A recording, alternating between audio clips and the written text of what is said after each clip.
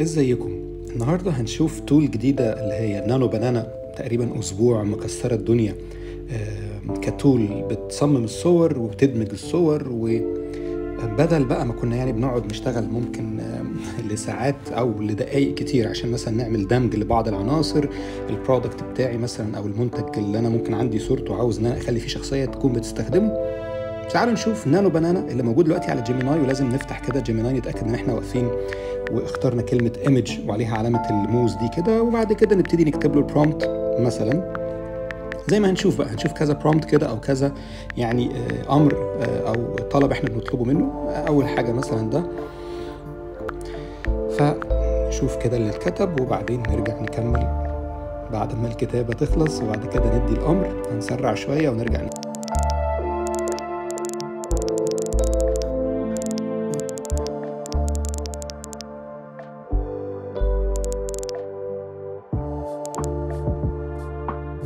هنا دورت جوه الجاليري بقى بتاعي ان انا اضيف مثلا صوره ليا عشان ياخد منها الملامح بتاعتي، وبعدين خلاص هبتدي ان انا اران بقى ايه البرومبت ده. هدوس على السهم اللي على اليمين يعني اقول له انتر يعني او كده، هيبتدي هو يبروسس الصوره ويطلع الجرافيك ديزاين.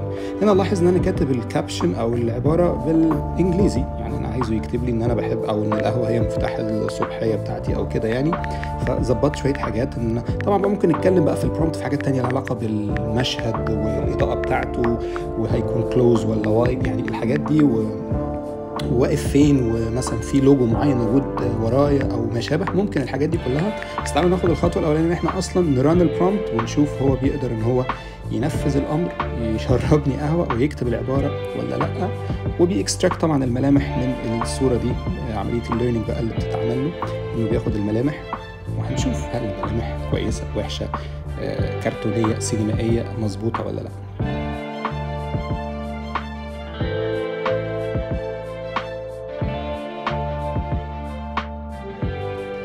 ده الجرافيك ديزاين اللي ظهر. انا لابس لبس رياضي اهو، واقف ماسك كاب اوف كوفي، بس مش فنجان، بس هو كوبايه يعني. وبعدين كتب الكوت على اليمين. دققنا شويه في الملامح، يعني ممكن بقى نتفق او نختلف على جوده الملامح. طيب هنا كان في برومبت تاني بقى، اديته صوره ليا برضو، واديته يعني كان معايا كيس كاتشب كده فصورته. قلت له انا عاوز ان انت تطلع لي بقى انا برضو شخصيتي، واكون ماسك الكيس الكاتشب بتاع هاينز ده كانه بقى برودكت بتاعي يعني، وعايز ان انا استخدمه بقى. فاكيد هيبقى في طبق مثلا سباكيتي او كده، وهو ايه الشخصيه اللي هي انا قاعد بقى يعني بيستخدم الكاتشب على طبق المعكرونه يعني السباكيتي او كده. ممكن بقى اخليه يحط برفيوم، يستخدم موبايل من ماركه ما يعني. ممكن بقى برونس كتير تيجي في خيالنا. قاعد ماسك مثلا لابتوب معين وبيشتغل عليه، واللوجو بتاع اللابتوب باين وهو بيكتب مثلا على اللابتوب او كده.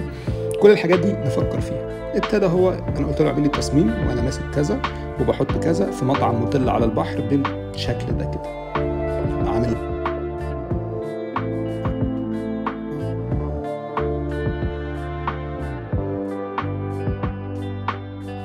عمل لنا كده.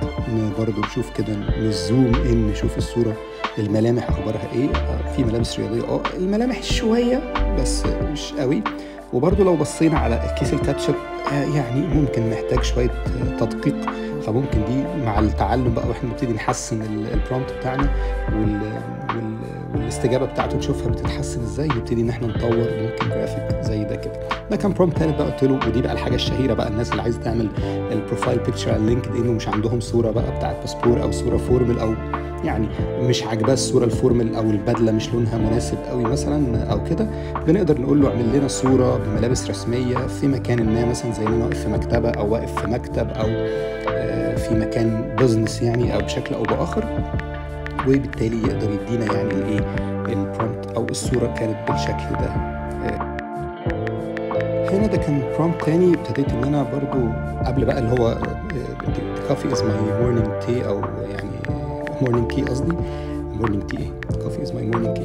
ان انا هنا ابتديت كنت برضو بديله امر ان انا عاوز ان انت، بس كان بالعربي يعني، اكتب بقى ان القهوه هي مفتاح صباحي او مفتاح الصباح عندي او كده.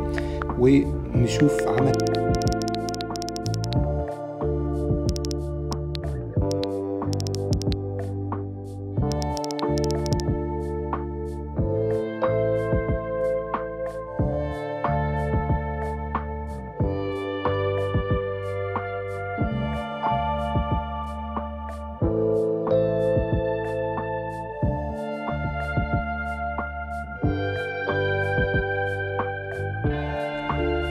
ده كان البرودكت اللي ظهر.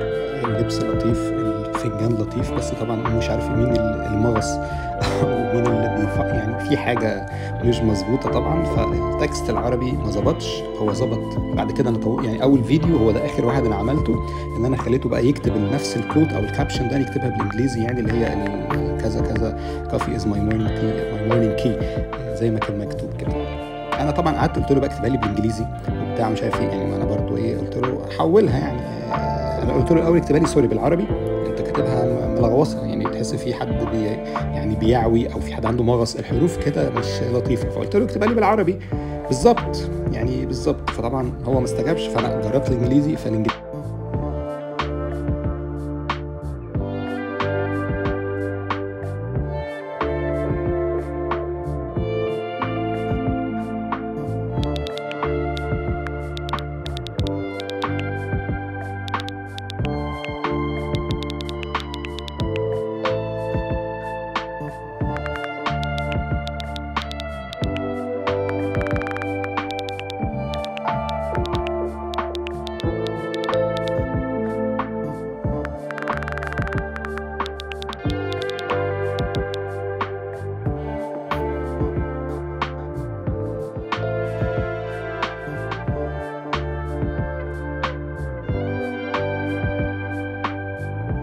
وهنا انا بس خليته يكتب العباره بالانجليزي، ما اديتوش الامر من الاول في البرومبت بالانجليزي، ودي كانت النتيجه. دي كده محاوله استكشافيه اولى للنانو بانانا تول ببرومبتس كده مختلفه. اكيد هنكمل الرحله دي. لو عجبكم الفيديو تسعدني متابعتكم. كان معاكم تامر المغازي، سلام عليكم.